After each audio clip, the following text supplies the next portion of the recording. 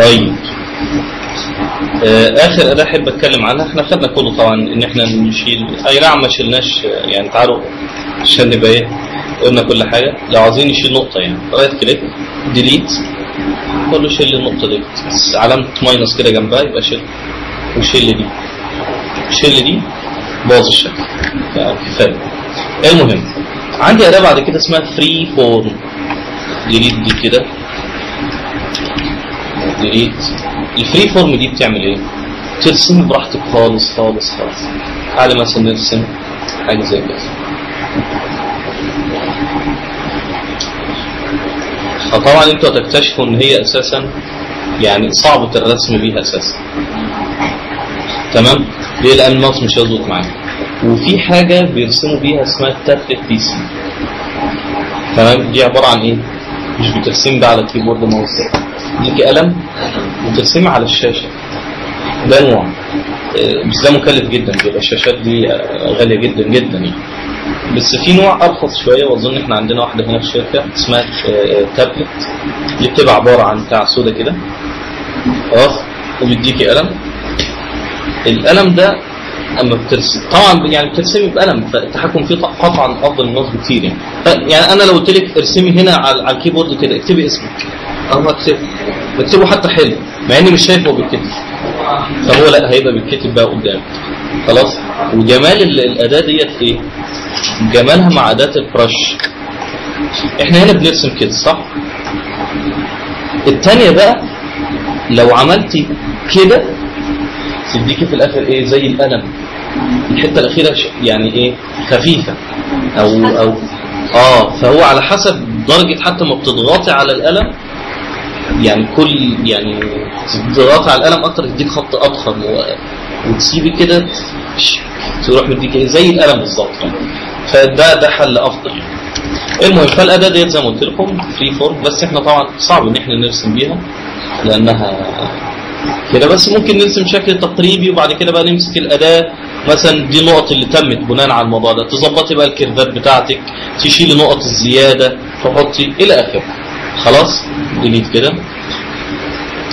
تعالوا ناخد حاجه اسمها بلندنج اوبشنز، حاجه اسمها بلندنج اوبشنز، دي بتعمل شغل جميل جدا جدا جدا. تعالوا ناخد مثال وليكن دايره زي دي كده، شفت خليها 100% الاوباسيتي بتاعتها مش شفافيه. طبعا الخط اللي حواليها اللي مخربش ده عباره عن ايه؟ الباص بس، مجرد تك على اي لير او تك هنا بس، يعني تكيش هنا تك هنا يلغي لي في الايه الشكل ده خلاص.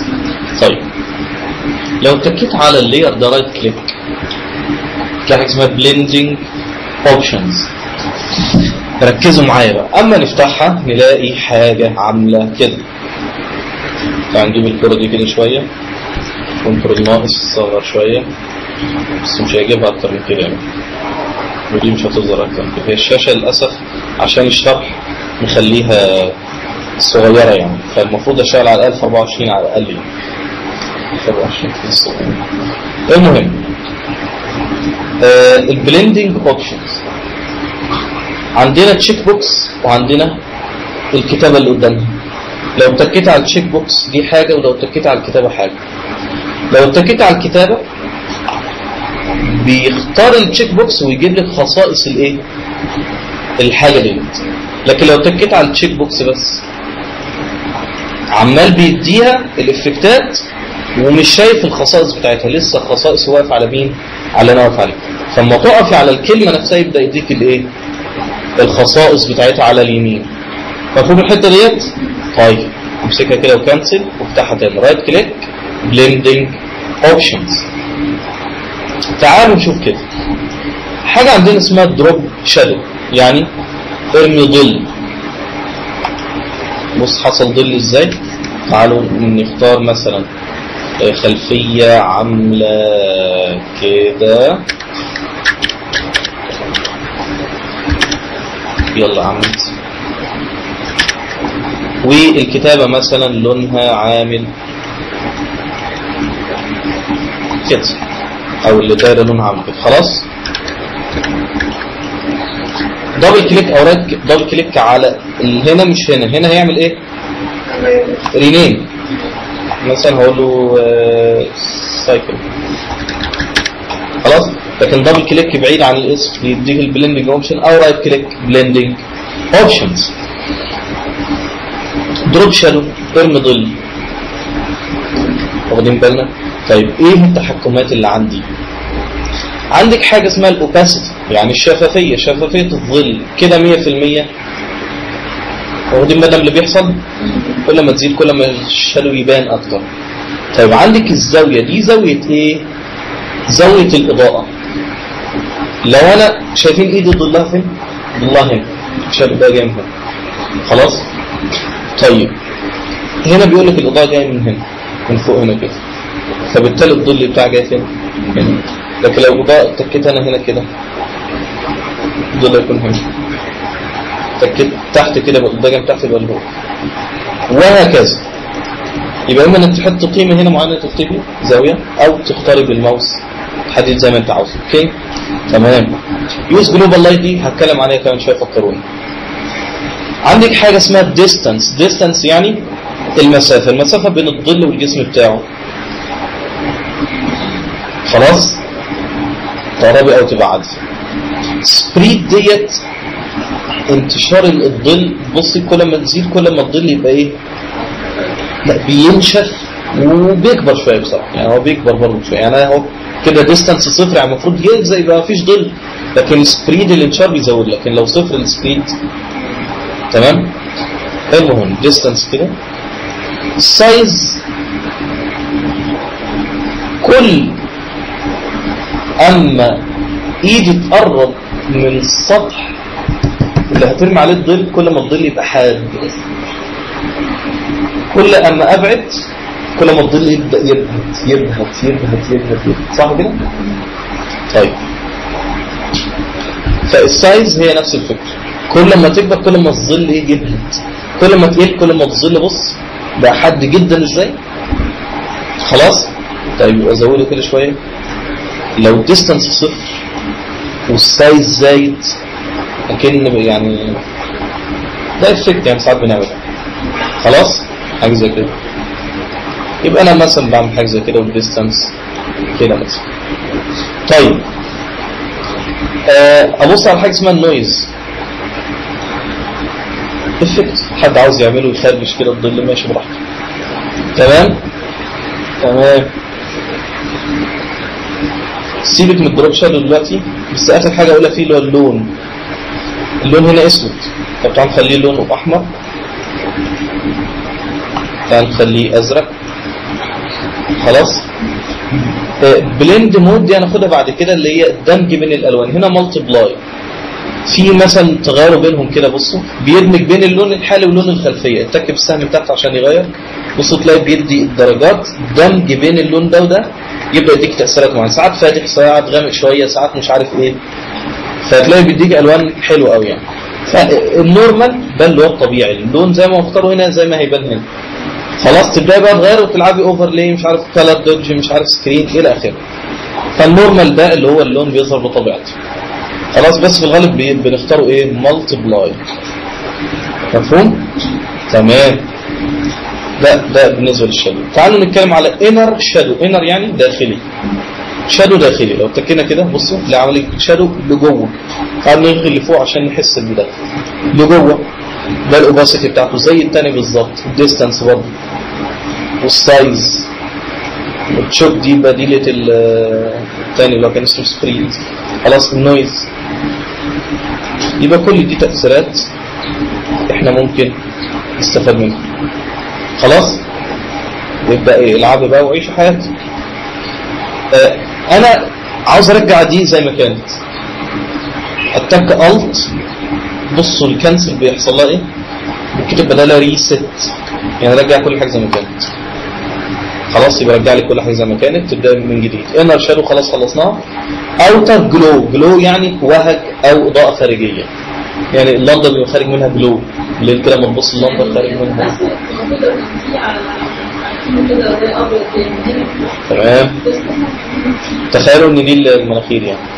ماشي. يبقى انر شادو وممكن الديستانس صفر والسايز مثلا كبير، وعلى فرض بقى ان الكره دي كانت سوداء يعني والحته اللي جوه ان الكره بيضاء وده اسود يعني الى اخره. بس انا مش هعملها كده بالظبط، هعملها بطريقه ثانيه هنشوفها دلوقتي. المهم اوتر جلو، اضاءه خارجيه. بص حصل ايه كده؟ اللون بتاع الاضاءه ديت خليها ابيض مثلا. طيب الاوباسيتي الشفافيه بتاعتها كده صفر كده 100%. النويز مش عاوزينها. السايز حجم الايه؟ الوهج ده. سبريد كل ما يزيد كل لما الوهج تحس انه بقى حاد قوي. خلاص؟ طيب كده احنا بنعمل حاجه زي الشمس ولا ايه؟ ده اللي انا عاوز اتكلم عليه في مين؟ في الاوتر جلو. اللون خلاص بنغيره اوتوماتيك، وطبعا برضه ليه نفس المودز وبتاع، وكل واحده ده زي ده بالظبط، على عكس ما كان سكرين الاول باين. فالنورمال يحسسك فعلا بنفس اللون. كان الاول مختار لون تاني، تحت افضل اختار لحد ما الاقي اللي انا ايه الدمج الحلو اللي انا عاوزه. صح؟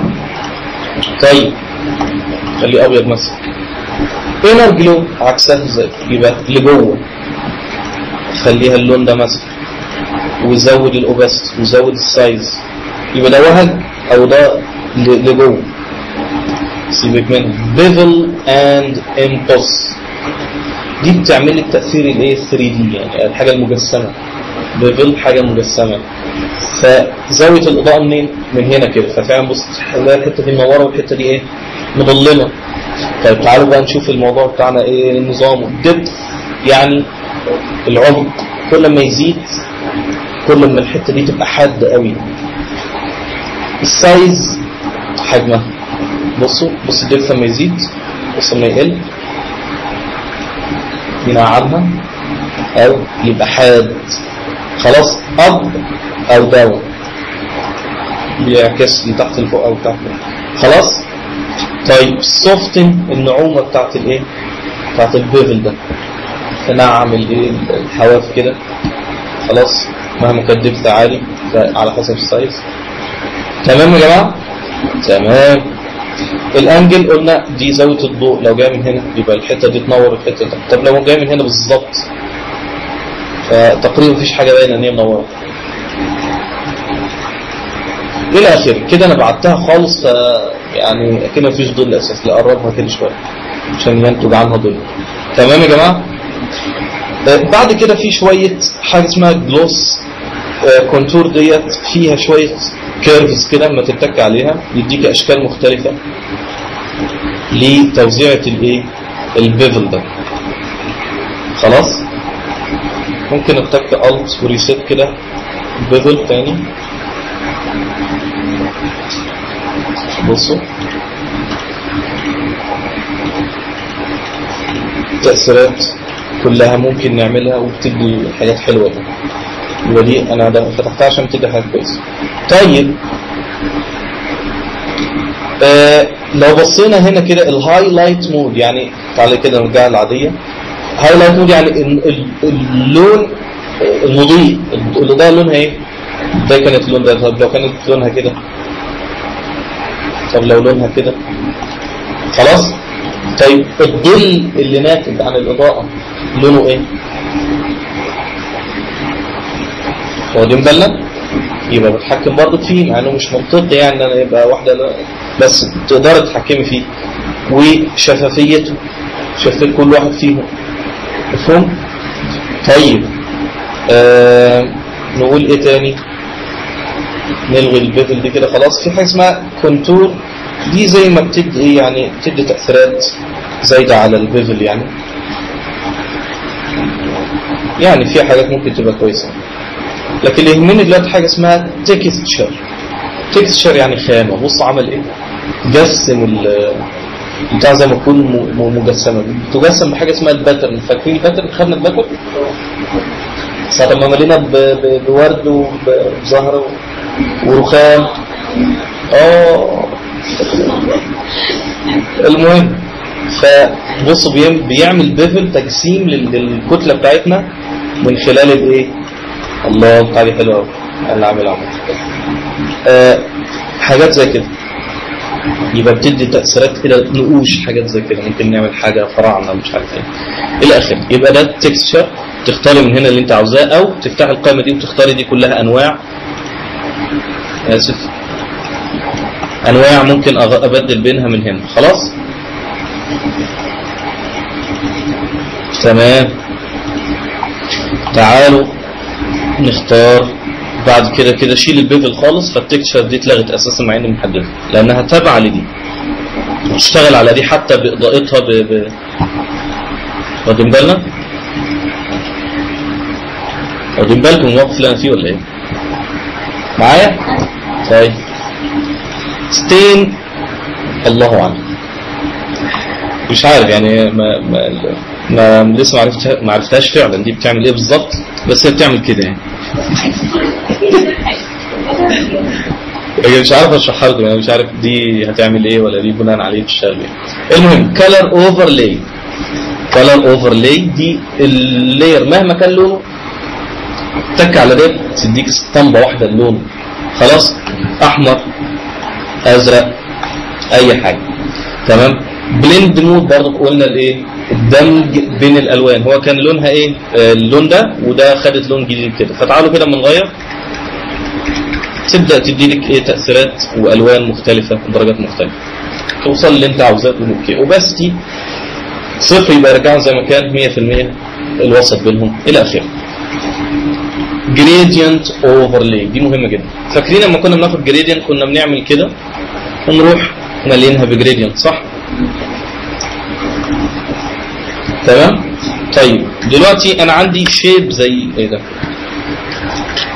شيب زي ده، تيجي تختار الجريدينت تمليه مش هيعمل، خلاص ليه؟ هو كده. فهو عاملين لك بقى هنا دي بقى، يعني اما تخش على دبل كليك او رايت كليك بلندنج اوبشن يدي لك بقى. ليه؟ هو سؤال برضه صحيح، ليه صحيح؟ لان ده نوع من اللايرز له تعامل خاص. هتلاقي زي ده، وهناخد بعد كده التكست، بل فعلا خدناه،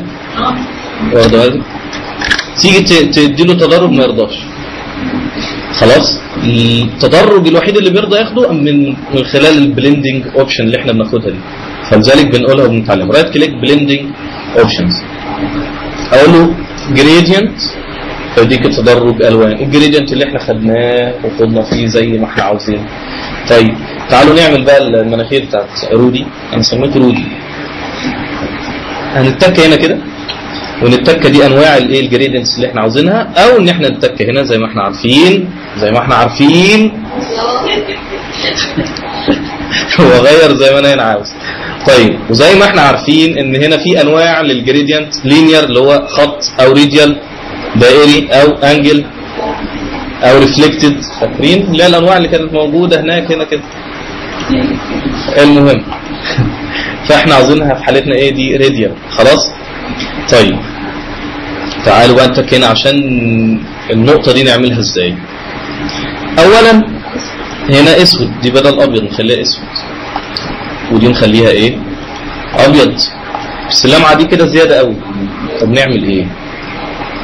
لو ادينا هنا نقطه كده وخليناها سوداء، يبقى من هنا اللي هنا اسود، ومن هنا لهنا تدرج اهوت، خلاص. فاهمين اللي بيحصل؟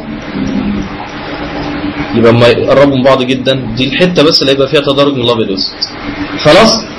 المعلومه اللي بعد كده ان انا ممكن وانا واقف كده اروح خارج بره كده، اروح ساحبها توديها في الحته اللي انت ايه اللي انت عاوزاها. يبقى دي معلومه خاصه بمين؟ بالجريدينت، ان بعد ما تخلص هنا ممكن تتكي هنا وتحدديه هو فين. سكيل دي حجمه تكبريه او تصغريها، خلاص. الزاويه طبعا هنا مش هتفرق معانا، لكن لو عندي هنا انجل طبعا تفرق، ريديال او طبعا اي نوع تاني هيفرق طبعا، بس ديت مش هتفرق معانا. خلاص يا شباب يا بنات. المهم بعد كده حاجه اسمها باترن اوفرلي. فاكرين الباترن؟ لو اتكينا عليها كده دي خامات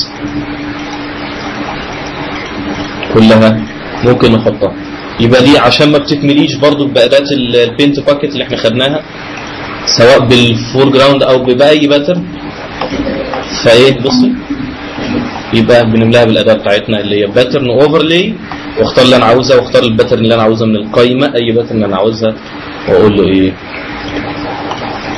اوكي. خلاص سكيل برضو بتكبريها عن حجمها او تصغريها فتتكرر بالمنظر ده. اوباسيتي شفافيتها عن اللي فوقيها عن اللي تحتيها قصدي، برضو بيعمل لك دمج بين لون الباترن ولون اللير الاصلي. خلاص اخر حاجه ستروك، بيديكي ستروك يعني برواز حوالين اللير بتاعك، السايز بتاعه قد ايه. خلاص اللي جوه كده لبره اوتسايد، انسايد لجوه، سنتر بين بره وجوه. خلاص طيب ودي اللي انا عملت بيها الكلب بتاعنا هوريه لكم كمان شويه. البلند مود برضو هيعمل لك دمج بين اللون بتاع البتاع ده وبين اللون الخلفيه. بصوا اللون الاصلي انا بختاره اهوت، لون الستروك ده طبعا ايه ده مع ان ده مش ده عشان المود. لو خليناه نورمال يبقى نورمال طبيعي، ده هيبقى زي ده، لكن اي بقى حاجه من هنا انت تبقى عارف انت بتعمل ايه. خلاص فيل تايب يعني هيملاها بايه؟ بكلر لون. ممكن املاها بجريدينت، يعني بدل ما واخده تاخد جريدينت والجريدينت وما فيه ممكن تاخد باترن. تخيلوا تكملي يبقى الستروك عباره عن ايه؟ فرحه. تمام تمام. وبهذا نكون قد وصلنا الى نهايه الحلقه. نعم دروب شادو ماله؟ بارك الله فيك. طيب دي كده ودي كده خلاص، خدت شيفت الت وسحبت. تمام دي كده. طيب ديت لو اساسا ما فيش كده دروب شادو اللي هي جديد خالص اهو، او معايا مثلا مربع كده 100%، لو جيت مسكته كده ودبل كليك عليه او رايت كليك وبلندنج اوبشنز واديته دروب شادو اوتوماتيك، ايه اللي خلاه يروح كده؟ بيعمل على حسب اول حاجه انت تديها حاجه اسمها جلوبال لايت. معقوله انا ابقى واقف في الشارع مثلا الساعه 10 الصبح والشمس جايه كده والاقي ظل مرمي كده وده ظله مرمي عكسي؟ مستحيل. فدي جلوبال لايت، يعني هو بيقول لك دي ظلها كده، فازاي دي تبقى ظلها كده؟ فبيعمل جلوبال لايت. بس انا بقول له احنا هنا مش في الحقيقه، احنا في الفوتوشوب، يعني تعمل اللي انا عاوزه. واللي انا عاوزه دلوقتي ان انا هشيل الجلوبال لايت واحط زاويه زي ما انا عاوز، والاضاءه بتروح زي ما انا عاوز. وصلت يا جماعه؟ الجلوبال لايت بيأثر على مين؟ على الدروب شادو وعلى البيفل. فاكرين البيفل؟ ليه بيأثر على البيفل؟ لان البيفل برضه مرتبط بالضوء اللي جاي. هو برضه هنا بص راح مدي الاضاءه من هنا، يعني بص الاضاءه جايه من هنا والظل معكوس ناحيتها الناحيه الثانيه، عشان برضه معتمد على الجلوبال لايت بتاع دي، فانا اشيل منها الجلوبال لايت. يعني الجلوبال لايت اول حاجه احنا عملناها بيعتمد بقى اضاءتها. هنا بقى احرك زي ما انا عاوز، ملوش دعوه بقى الظل بقى رايح فين من جاي منين، العب انت يا عم وحط زي ما انت عاوز. ان شاء الله تحط 2 شمس في البتاع ماليش دعوه. خلاص كده يبقى ده بالنسبه لموضوع البلندنج اوبشنز. هتفتحيها وتجربي، فانت بتتك على التشيك بوكس ينشطها لكن ما يجيبليش الخصائص بتاعتها، لكن لما بتتك على الاسم نفسه يجيب لك الخصائص بتاعتها على اليمين، تبداي تحكمي وتغيري. الت تلاقي الكنسل اللي اتحولت لريست فتعملي ترجعي كل حاجه زي ما كانت، تبدا تشتغل من جديد. تتدربوا عليها كتير جدا جدا جدا جدا. وعلى البين تول بقى صغير. خلاص مهمه جدا الحصه بتاعت النهارده. يعني تطبيق بقى عليها ده ممكن بقى نقعد مثلا 10 حصص نفضل نطبق في الكام معلومه اللي قلناها دول اساسا. بس كل حصه كده ايه نحاول في الاخر نخصص جزء الايه للتطبيق على الاداه ديت. بس مؤقتا هقول لكم اللي انا عملته في ايه، رودي فيكتور دوت بي اس دي اهو. تعالوا كده ده كده خلاص، ده عملت ايه؟ تعالوا الت واتك على علامه العين، العلامه كده تلغيها صح؟ لكن لو تكيت الت يخفي كل حاجه ما عدا. وصلت. رايت كليك عليه بلندنج اوبشنز. خلاص طبعا اي واحده واخده بلندنج اوبشنز تلاقي جنبها حاجه اسمها الاف اكس. امتك على السهم ده كده بيقول لك هي واخده انر شادو وواخده ستروك. ممكن اسحب اي واحده فيهم ادلته خلاص، او اتك على العلامه اللي قدامها فتلغيها. او اتك على الافكتس العلامه دي خالص فتلغي الافكتس اللي واخداها كلها. خلاص الحته دي رايت كليك وبلندنج اوبشن، هتلاقي انه واخد ستروك اسود بمقدار 4 واخد انر شادو ظل داخلي بحيث يديني التدرج الايه الرمادي دوت. بص الزاويه بتاعته بتختلف ازاي. خلاص وانا مكبر السايز قوي بحيث يبقى مفرود قوي كده زي ما انتم شايفين. واخدين بالنا الشوت دي طبعا انا مش عاوزها خالص. والديستانس المسافه بينها وبين بتاع عشان تديكي نفس الايه التاثير اللي انا بتكلم فيه. خلاص طيب نرجع كده الطو عليها تاني فيديني ظهر لي كل حاجه. العين دي عجباني قوي على فكره لان عملت فيها ايه برضو عملت ظل داخلي. بصوا رايت كليك بلندنج اوبشنز لو شلته فادت تاثير حلو على العين. اديت شادو بقى بس قللت الاوباسيتي بتاعته خالص بحيث يبقى ايه لكن لو اسود كده لكن كده حاجه حلوه. خلاص بس كده ده تكست واخد ستروك. طبعا نبقى نطبق الحصه الجايه ان انا على اي لير ممكن اديله التاثيرات دي كلها سواء كان تكست سواء كان لير عادي وانا قصيت منه سواء رسمته بالسلكشنز والكلام اللي احنا خدناه ده كله سواء كان بالبراش ورسمته كل الكلام ده ينفع يتطبق عليه البلندنج اوبشنز.